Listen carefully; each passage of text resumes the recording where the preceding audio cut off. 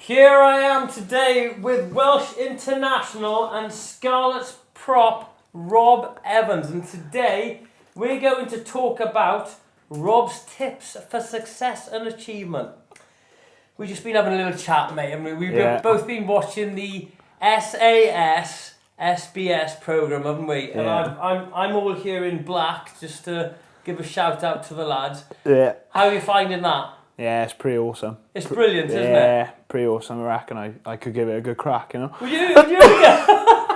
No, you did a log run not long ago, didn't you? Yeah, that was tough. I don't know about this SAS stuff, because that log run was tough. Yeah, because you were up in St Athens and it was some commandos or SAS type people. Yeah. And we were there the night before, just buggering you were about. you were drinking, weren't you, mate? No, just tell me. You were drinking the night before? No, we weren't drinking. We were just flipping each other's beds over and stuff, and then probably got to sleep about 1 o'clock, and then about 4:45 we had some mental bloke ripping us out of our beds, and we had to do a log run then. They were mental, aren't they? 8 miles. Yeah, it was tough. So brilliant. Good though. So, good. It's character building stuff, as we call in the forces, mate. Yeah. And on that note, I'm going to be interviewing Ollie and Foxy and Colin off the SAS Who Dares Wins programme on Channel 4 very soon, so I'm quite excited about that. And but what many people don't know is a lot of them are in the SBS, and it's quieter than the SAS. Everyone knows. Yeah. But not many people know about the SBS because they're really shh. Yeah. There could be one of them in the room now, mate. Yeah. Don't say anything out of place, mate. They make them abseiling through your window. Yeah. I'll keep it on the low, like. Keep on the low, mate. So you left school. Yeah. And what did you leave school at? 17. I left school. I went to college then. I was 16. I was in the Scarlets under 16s, and then I went to play for Wales under 18s when I was 17. And I got drafted into the academy, the Scarlets Academy, and so rugby was pretty much on my mind all the time. But Mum and Dad wanted me to do a bit more studying, like, so I went to Pembrokeshire College and I did engineering HND. And I managed to pass it, but good effort, mate. Give me a high five. I wouldn't have passed it. I was happy with the pass. So and then just carried on with my Scarlets then through the Scarlets Academy. Got into Wales in the 20s. Played in the World Cup out in South Africa. Beat New Zealand. Came third in the world. My God, that you don't get much better than that, do you? No, it was pretty good. Team. Memorable day. Then came back in and got offered my first pro contract with the Scarlets at 20. So 3 years ago now. And that you're basically living your dream life, aren't you? Yeah. I don't like. When I was like younger, that was all I wanted to do. But now I see it, it's a bit like you don't think it, you are. But sometimes you need to take a step back and think how lucky you are and stuff like that. Yeah. Because that's one of the things that I say to people. Don't do a job that you hate because you're wasting your life, people. Don't do it. It is though, isn't it, mate? Yeah. You're going to find something that you love to do. That's what I reckon anyway. Yeah, I agree. What was it like when you got your first cap for Wales? How did you find out about it? Well, I've been in the Welsh squads for a few years now, just like drafted in and out, and it's been a bit all over the shop really. But then I got announced officially proper in the Six Nations squad back this year in the Six Nations, which is around February time. This obviously Gethin Jenkins and Paul James have been there for a number of years now. They're both 30, well, I think they're 35 and 34, so they're a bit older than me. So they obviously, with experience as a prop, like they were getting the nod ahead, which was fair enough, like, which I expected really. And then, but Paul James got injured out in France, broke his thumb. So I had a text of him in the week saying, all the best, mate. I was just I think I was just at home or something. And I was like, what do you mean? So he put his thumb up to me and it was a cast. So I was like, my heart started going then, thinking, oh my God, could be in the mix for the weekend. And obviously Wales are doing pretty well, like, and they had Ireland on the weekend then, which were Ireland and lost the game. So yeah, I had a phone call pretty soon after that, and well, basically saying, obviously you train with a squad, but then if you're not needed, you go back to play for your club, like Scarlets. Yeah. So I had a phone call then to say come up to training. Obviously not to play the game on the weekend for the Scarlets, to go up to Wales to basically save me for the weekend. So my heart started going a little bit. So I went up to training, named the team then pretty much the day after, and I was on the bench then. So it was a pretty big moment for me getting named on the bench, because been waiting for that since I was 11 really. Yeah. Well, all my life really, but it's pretty cool. And then so the training week went pretty well. I was a little bit nervous. I was just trying to think about everything I needed to do. You know, it doesn't when it comes, everyone thinks, it's like a big special occasion. It is, but you're just trying to make sure you don't do anything wrong. Like, you're trying to make sure you get everything right as well. So the training week came, and then on the Friday, which was the team run, which it's not actually a run, but the boys like do a little run through 10 minutes before. It's 10 minutes, like just a team run the day before a game, so where they run through their moves and stuff. Yeah. Geffen Jenkins pulled up and he had a bit of a sore calf, and he looked at me. He was like, "Get ready." I was like, well, "What do you mean? I'm ready to be on the bench, not start the game." Yeah. So luckily he pulled through and he started the game, but he went down after like 5 minutes and he was struggling the whole half. So they told me to warm up, like I could be going on any minute. But he managed to stand out the half, and then cause all week, like I was thinking, will I actually get my cap? Like, because I've been waiting for it so long. Like, I didn't know if I'd actually get my cap. Like, it's just a little thought in my head. But came to half time and I went to the toilet quickly. I came back out and Warren Gatlin just said, "Rob, you're on." I was like, oh, it just so quick, like, and so he said, "Get ready." So I took my top off, and before I knew it, I was out on the pitch. Did you do like a bodybuilding pose when you took your top off? Were you like that? Yeah, I did that in the mirror on the way out. In front of Warren Gatlin? Yeah, I picked him up as well. I didn't do that. Spun him around a few times. Yeah. So, that's fantastic. Yeah, that's how it went then. And then just ran out onto the pitch, and it was so loud, that game.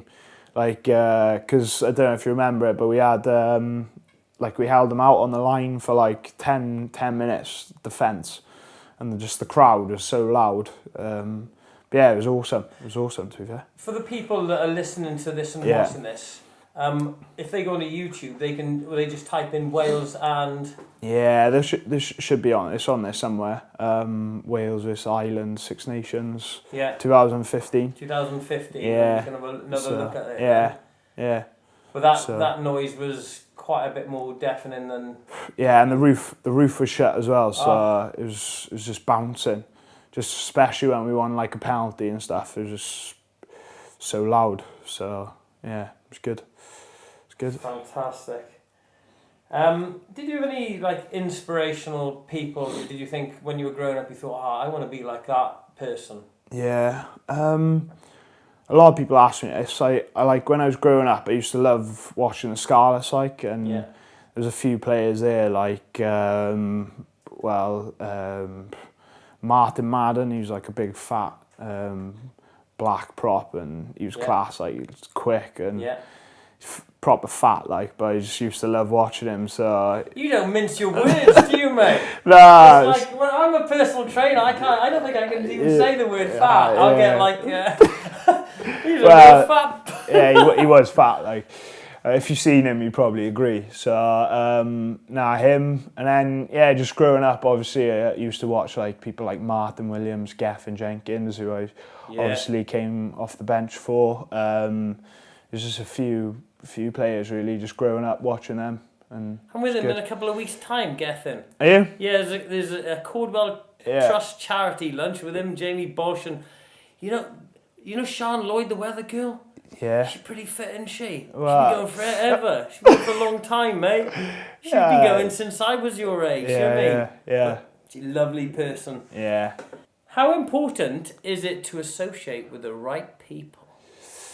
How important it is? When I was growing up through school, like a lot of my mates, like we all played rugby, so like rugby was a big thing to all of us boys. Well, it still is now, but obviously back then, like every lunchtime, we used to play touch rugby in SDP on the yard and stuff, and there's occasional British bulldog with a rugby ball involved, a few injuries there. But no, it was good to obviously play in rugby with a lot of my mates, and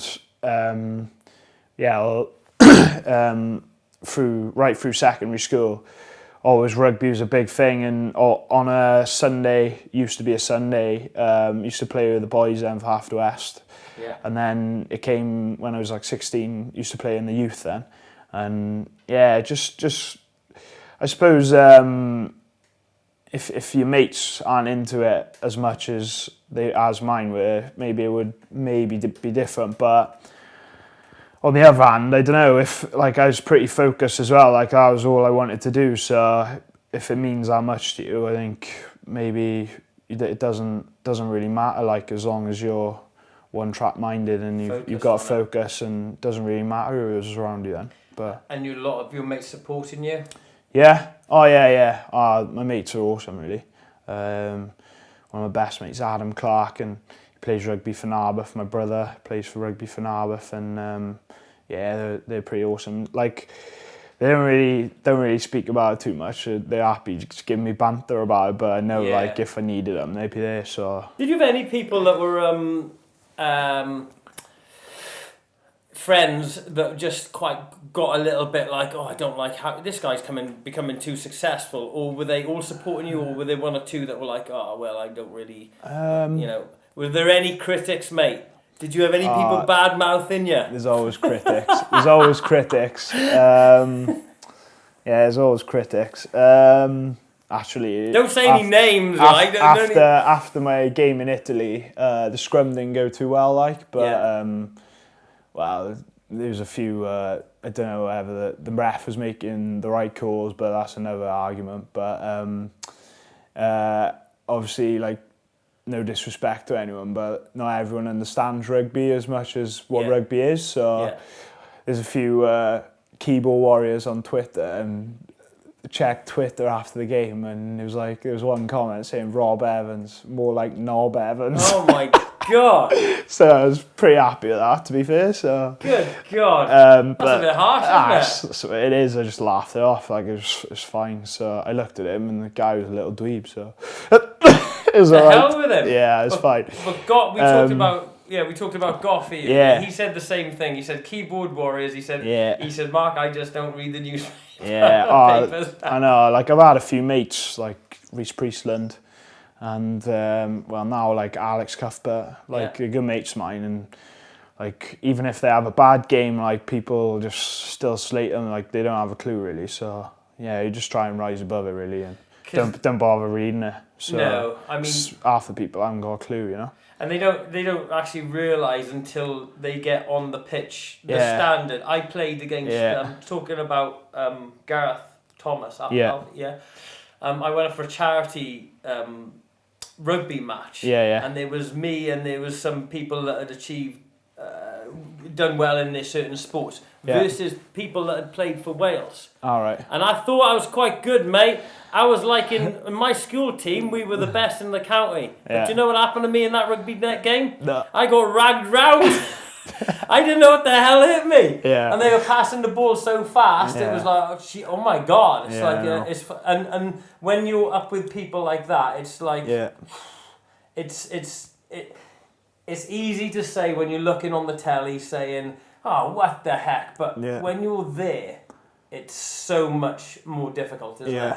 Yeah, no, it is tough. Like, I think what people forget, like, I know it's rugby and it means a lot to everyone in Wales as well, but it means a lot to the player as well. And, like, they're just doing their job, and everyone has a bad day in work some days, don't they? So. And you want to do your best, don't you? You genuinely... Oh, yeah. I think that's why people forget. Like, they're not trying to do bad, are they? Do you know what I mean? So, it's just a tough game, and sometimes things don't go your way, and, that's the way it is. So, yeah, it's all good, though. How do you deal with that? With, things don't go your way. We talked about injury earlier. Yeah. How do you deal with that mentally, getting over the injuries? When I was younger, obviously I was new to it. It is tough. Like if it's tough. I bust my shoulder, dislocated my shoulder against Ireland in the 20s, and it was a big time for me. Like I just got my first start in the under 20s over the other prop, and I was looking forward to going to the World Cup in Italy at the time, and I was gutted. I remember like coming home that night, and them saying, you gotta have an operation, you're out for like 3 months. That was the worst I've ever felt, really. Like felt terrible. Like I do deal with it pretty bad now, but it was worse. I am better than what I was. So it is tough. I suppose you've literally just got to say it's part of the game. You've got to expect it. And that's it, do you know what I mean? Like there's boys like close mates of mine again, like Scott Williams now in the World Cup, Lee Halfpenny, Rhys Webb, like they've done all that work before the World Cup, and then they get injured, and like all the work that they've done has just gone to waste. And it is tough to take. Like I don't think it'll ever get easy. It's not easy to take for anyone really, but you've just got to take it for what it is, and then just quickly change your mindset and get focused on getting back and ready for the next thing, So that's it. Yeah. How often do you train in terms of physical training? As in weights and... weights, or do you do any running? Or Yeah, we obviously in the ballet classes, anything like that? Do that on a Monday.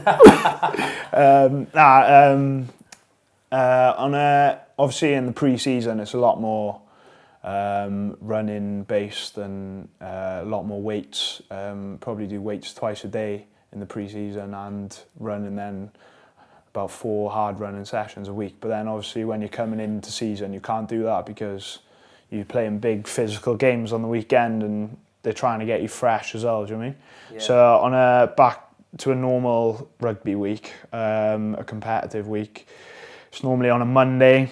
You probably do weights in the morning for an hour, and then you'll go into a yoga session. Really? Yoga? Yeah, a lot of like stuff like that just to keep you stretching and stuff like that. And you probably have a bit of a food, a few meetings, and then a rugby session in the afternoon on a Monday.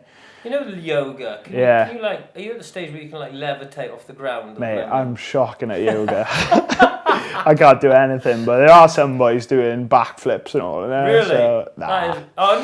Nah, there's no boys doing backflips in there. So none of the second rows doing backflips. Well, I'm in with the front row group, so yeah, the only things that are happening in there that are funny are farting, really. So. Well, you can't beat a bit of fart. Now, my 5-year-old son, he loves a bit of fart. It's probably the funniest thing in the world. Yeah, well, a few boys in training are like that as well. So. And do you all like? So you're on the front row. Yeah. So do you eat eggs and stuff like that? Because that's quite harsh, isn't it? And you let one rip, and then there's like it's quite nasty for the people behind you. To be fair, I'm not that bad. Like I tend to keep it in a little bit, but there's a few. There are a few boys who like to let them rip in there. Good God. So don't mention any names. No, don't mention any names, nah. Mate. You're nutrition. Yeah. What do you eat in the day? Nutrition, it's pretty key really. Try to keep my diet pretty the same throughout the weeks that I'm playing, you know. So the start of the week I won't have as much carbs, but then towards the end of the week I'll have a bit more carbs ready for the game, you know. Normally on a Friday and a Saturday morning. Yeah. My old man makes me pasta before every game.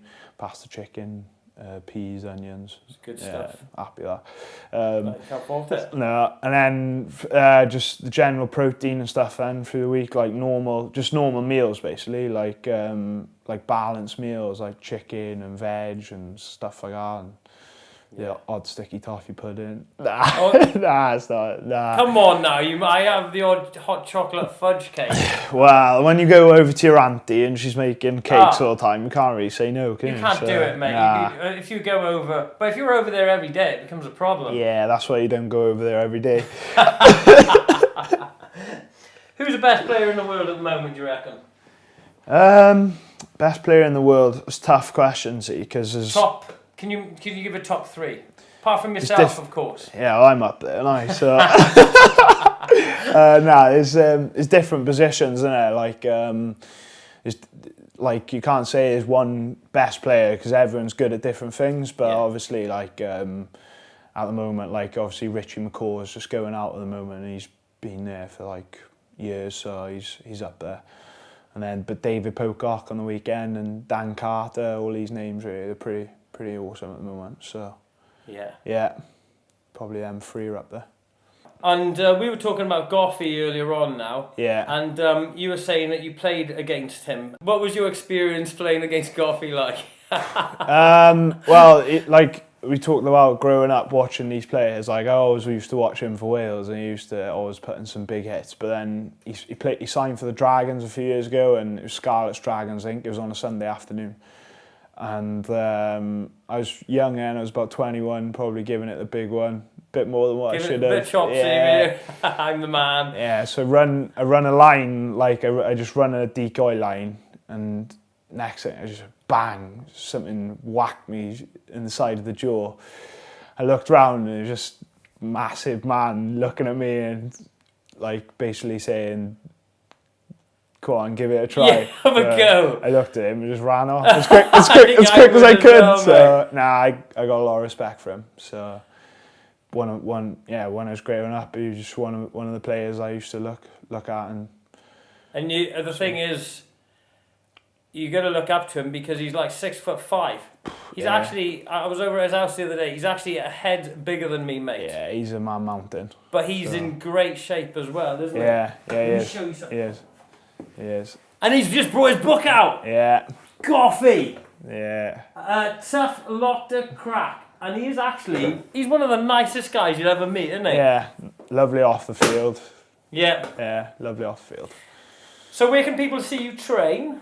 So where can they see you play the game? Because you're playing for Scarlets at the moment. Yeah. And where are you in the league at the moment, mate? We are top of the league at the moment. You're top of the... Come on, bring it in. Top of the league. Yeah. No, we're doing well at the moment. There's a good bunch of boys there.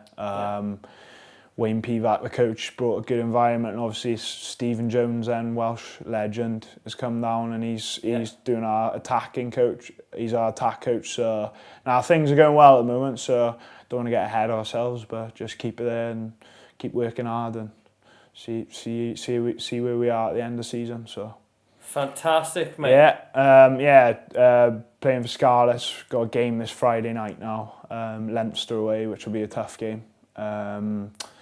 Obviously Leinster, renowned team in the league, and they got some big names back this week, like Sean O'Brien, Keane Healy.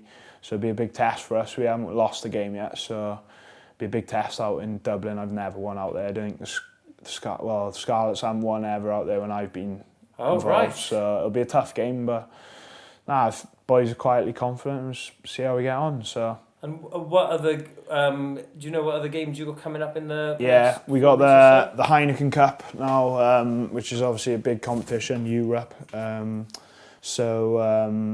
We got Northampton Saints away, and then we got Racing Metro, which is a team from Paris, coming over then. Impact Scarlets, I think that's on a Sunday. Two big couple of weeks coming up. then obviously leading into Christmas, then the Scarlets Ospreys derby on Boxing Day in Llanelli. So yeah, no, it's going well. It's going well. So fantastic. yeah. Well, thank you very much for that, Rob. No problem, It has been mate. an honour and a pleasure. Same. All the best, mate. Take care, mate. Cheers. Top man.